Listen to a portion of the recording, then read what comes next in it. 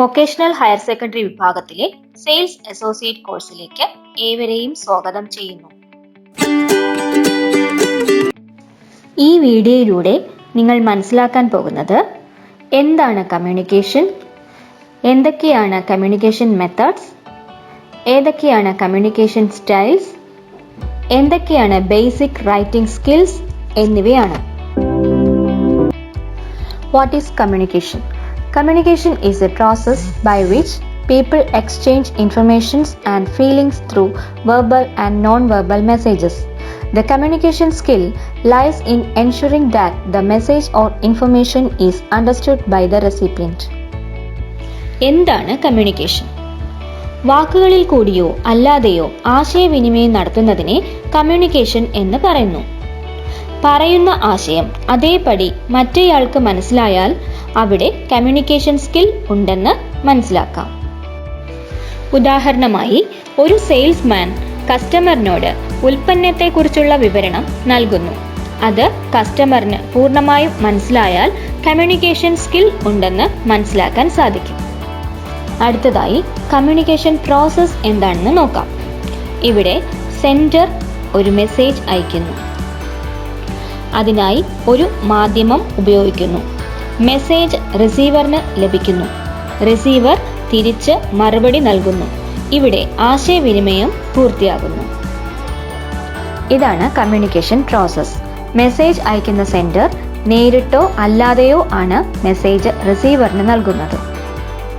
അടുത്തതായി എന്തൊക്കെയാണ് communication methods എന്ന് പഠിക്കാം. 3 വിധത്തിലാണുള്ളത്. First one verbal communication, second one non-verbal communication and third one visual communication. ഓരോന്നും വിശദമായി നമുക്ക് പഠിക്കാം. Verbal communication.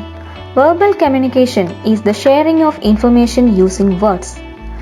There are mainly 2 types of verbal communication: written communication and oral or spoken communication. Let's see the difference between them. In written communication, it is very formal, recorded information, carefully thought and planned, and longer time to respond. In spoken communication, it is very informal, it's not recorded, and spontaneously comes from the free speaker and faster response. അതായത് നമുക്ക് എഴുത്തിലൂടെയും സംസാരത്തിലൂടെയും ആശയവിനിമയം നടത്തുവാൻ സാധിക്കുന്നു. എഴുതുമ്പോൾ വളരെ ചിന്തിച്ച് എന്തൊക്കെ എഴുതണമെന്ന് തീരുമാനിച്ചാണ് നമ്മൾ എഴുതുന്നത്. പക്ഷേ മറ്റൊരാളോട് നേരിട്ട് പറയുമ്പോൾ വാക്കുകൾ പെട്ടെന്ന് വരികയും വളരെ സൗഹാർദ്ദപരമായിട്ടായിരിക്കും സംസാരിക്കുന്നത്. മറ്റേയാളിൽ നിന്ന് പെട്ടെന്ന് മറുപടിയും ലഭിക്കുന്നു. Non verbal communication. Non verbal communication is the message we send to others without using any words. It includes gestures, facial expressions, body movement, timing, touch and anything else done without speaking. അതായത് ആംഗ്യഭാഷയിലൂടെയോ മുഖത്തെ ഭാവവ്യത്യാസങ്ങളിലൂടെയൊക്കെ മറ്റുള്ളവരോട് ആശയവിനിമയം നടത്തുന്നതിനെ non verbal communication എന്ന് പറയുന്നു. Visual communication.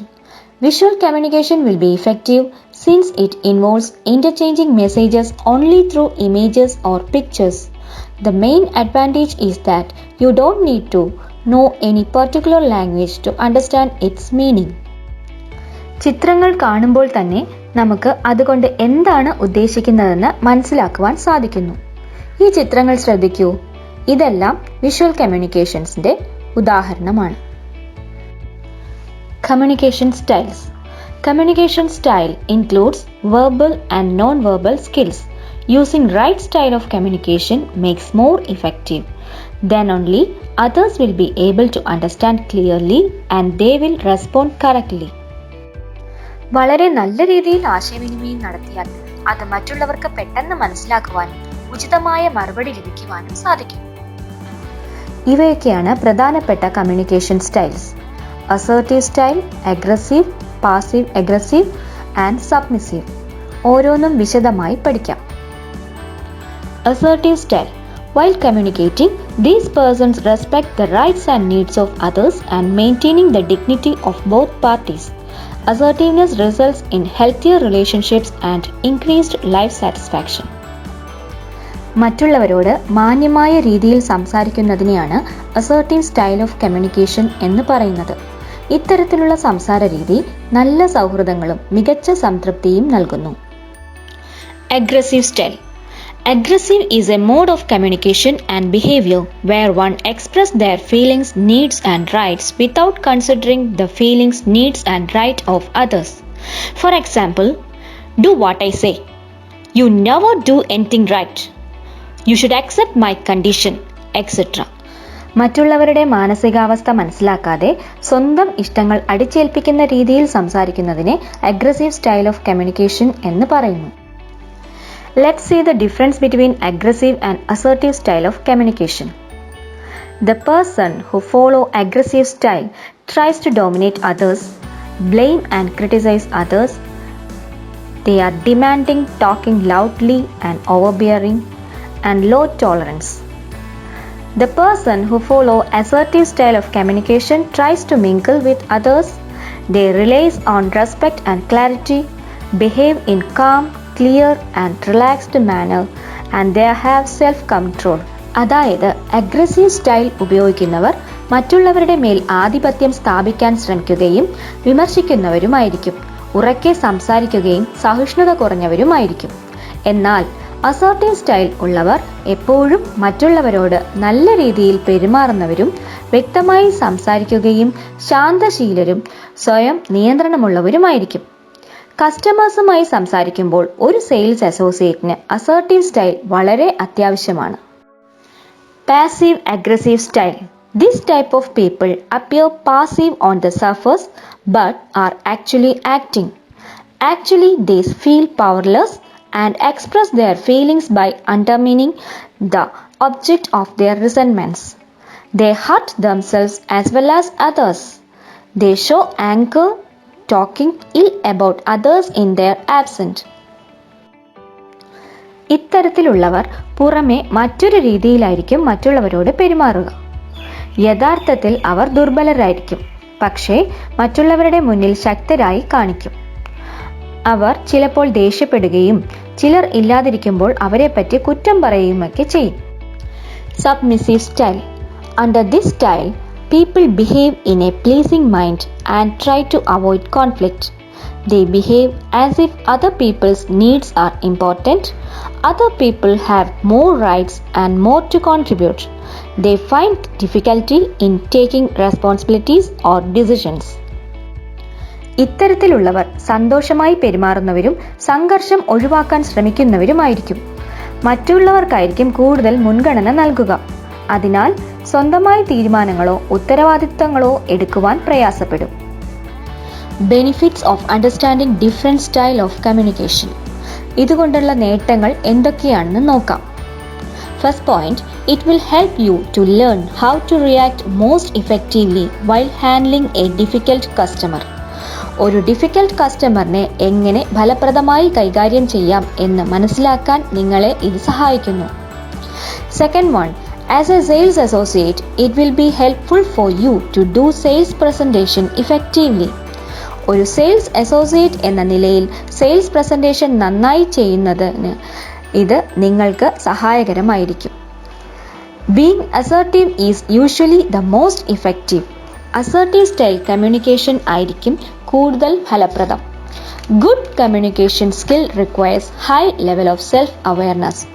മികച്ച ആശയവിനിമയ നൈപുണ്യത്തിന് ഉയർന്ന തലത്തിലുള്ള സ്വയം അവബോധം ആവശ്യമാണ്. Writing skills. Good writing skills are essential for effective communication.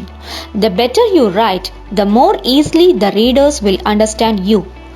Businesses require candidates who can write and communicate effectively. Even the digital age has not reduced the need for writing. Be it emails, online chat conversations, faxes or website updates, all these require excellent writing skills. മികച്ച ആശയവിനിമയത്തിന് നല്ല writing skill ആവശ്യമാണ്. എത്രത്തോളം നന്നായി എഴുതുന്നുവോ അത്രയും എളുപ്പത്തിൽ വായനക്കാർക്ക് അത് മനസ്സിലാക്കുവാൻ സാധിക്കും. നല്ല രീതിയിൽ എഴുതുന്നവരെയും ആശയവിനിമയം നടത്തുന്നവരെയുമാണ് ബിസിനസ്സിൽ ആവശ്യം. ഇമെയിൽ, ഓൺലൈൻ കോൺവെർസേഷൻ, ഫാക്സ് എന്നിവയ്ക്കെല്ലാം മികച്ച റൈറ്റിംഗ് സ്കിൽ ആവശ്യമാണ്. What is a sentence? We use sentences to express ourselves. Sentences are important because if you do not clearly write sentences, then the meaning of the same cannot be understood clearly. It begins with a capital letter and ends with a full stop or a question mark or an exclamation mark. അതായത് നമ്മൾ എന്താണ് ഉദ്ദേശിക്കുന്നതെന്ന് മറ്റുള്ളവർക്ക് മനസ്സിലാക്കുവാനാണ് sentence ഉപയോഗിക്കുന്നത്. ഒരു sentence തുടങ്ങുന്നത് വലിയ അക്ഷരത്തിലും അവസാനിക്കുന്നത് ഫുൾ സ്റ്റോപ്പോ ക്വസ്റ്റ്യൻ മാർക്കോ എക്സ്ക്ലമേഷൻ മാർക്കോ ആയിരിക്കും. For example, he is a good boy. അത് ഒരു സ്റ്റേറ്റ്മെന്റ് ആണ്. Is he a good boy? അതൊരു ക്വസ്റ്റ്യൻ ആണ്. What a nice weather? അത് എക്സ്ക്ലെയിമിംഗ് ആണ്. Next, we are moving on to parts of speech. The different types of words we use in sentences are called parts of speech. സെന്റൻസിൽ ഉപയോഗിക്കുന്ന വ്യത്യസ്ത പദങ്ങളെ parts of speech എന്ന് വിളിക്കുന്നു. For example, nouns, pronoun, adjectives, verbs and adverbs. ഓരോന്നും വിശദമായി പഠിക്കാം. Noun. Nouns are words that refer to a person, place, thing or idea. These are naming words. ഒരു വ്യക്തിയെ, സ്ഥലത്തെ, വസ്തുവിനെ അല്ലെങ്കിൽ ആശയത്തെ സൂചിപ്പിക്കുന്ന പദങ്ങളാണ് നാമങ്ങൾ. Examples: pen, dog, work, music, town, London, teacher, John, etcetera. Example sentences: this is my dog. ഇവിടെ ഡോഗ് എന്നുള്ളതാണ് noun. He lives in my house. House എന്നുള്ളതാണ് ഇവിടെ noun. We live in London. London എന്ന ഒരു സ്ഥലനാമമാണ്, അതാണ് ഇവിടെ noun. Next, pronoun. A pronoun is a word used in place of a noun. ഒരു നാമവിശേഷണത്തിന് പകരം ഉപയോഗിക്കുന്ന പദമാണ് സർവനാമം. Example: I, you, he, she, some, etcetera. Example sentences: Amrita is Indian. She is beautiful. ഇവിടെ ഷീ ആണ് പ്രൊനൗൺ ആയിട്ട് ഉപയോഗിക്കുന്നത്. അടുത്തത് adjectives. Adjectives are words that describe other words. മറ്റ് പദങ്ങളെ വിശേഷിപ്പിക്കുന്ന പദങ്ങളാണ് നാമവിശേഷണങ്ങൾ. Example: good, big, red, well, interesting, etcetera. Example sentences: my dogs are big. I like big dogs. ഇവിടെ ബിഗ് ആണ് adjective ആയിട്ട് തന്നിരിക്കുന്നത്. Next, verbs. Verbs are words that show the action. Action കാണിക്കുന്ന പദങ്ങളെ ക്രിയ എന്ന് പറയുന്നു. Example: to be, have, do, like, work, sing, can, must, etc. Example sentences: Amal wrote a letter. ഇവിടെ wrote എന്നുള്ളതാണ് വെർബായി ഉപയോഗിച്ചിരിക്കുന്നത്. Next, adverbs. Adverbs are words that add meaning to verbs, adjectives or other adverbs. ക്രിയകൾ, നാമവിശേഷണങ്ങൾ അല്ലെങ്കിൽ മറ്റ് ക്രിയാവിശേഷണങ്ങൾക്ക് അർത്ഥം നൽകുന്ന പദങ്ങളാണ് ക്രിയാവിശേഷണം. Examples: quickly, silently, well, badly, very, really, etc. Example sentences: my dog eats quickly. When he is very hungry, he eats really quickly. ഇവിടെ quickly, very, really എന്നിവ adverbs ആയിട്ട് ഉപയോഗിച്ചിരിക്കുന്നു. Supporting parts of speech. Along with the main parts of speech, there are some more words we need for making a sentence. Main parts of സ്പീച്ചിനൊപ്പം ഒരു വാചകം നിർമ്മിക്കുന്നതിന് കുറച്ച് വാക്കുകൾ കൂടി നമുക്ക് ആവശ്യമാണ്. അത് ഏതെല്ലാമാണെന്ന് വെച്ചാൽ ആർട്ടിക്കിൾസ്, കൺജങ്ഷൻസ്, പ്രിപ്പോസിഷൻസ് ആൻഡ് ഇന്റർജെക്ഷൻസ്. ഇവ ഓരോന്നും എന്താണെന്ന് മനസ്സിലാക്കാം. Article. An article is a word used to modify a noun which is a person, place, object or idea. The words a, an and the are known as articles. ഒരു നാമം പരിഷ്കരിക്കാൻ ഉപയോഗിക്കുന്നതാണ് article. A, an, the എന്നീ പദങ്ങളെ article എന്ന് പറയുന്നു. Example: A book, an apple, an umbrella, the sun. Conjunction. Conjunctions are words that join two nouns, phrases or sentences. Some common conjunctions are and, or, but. രണ്ട് നാമങ്ങൾ, ശൈലികൾ അല്ലെങ്കിൽ വാക്യങ്ങൾ ചേരുന്ന പദങ്ങളെ സംയോജനങ്ങൾ എന്ന് പറയുന്നു. ആൻഡ്, ഓർ, ബട്ട് എന്നിവ കൺജങ്ഷൻസ് ആണ്. Example: do you want apples or grapes? I need apples and grapes. ഇവിടെ ഓർ, ആൻഡ് എന്നിവ കൺജങ്ഷൻസ് ആണ്. Prepositions. Prepositions connect one word with another to show the relation between them. ഒരു വാക്കിനെ മറ്റൊന്നുമായി ബന്ധിപ്പിച്ച് അവ തമ്മിലുള്ള ബന്ധത്തെ കാണിക്കുവാനാണ് പ്രിപ്പോസിഷൻ ഉപയോഗിക്കുന്നത്.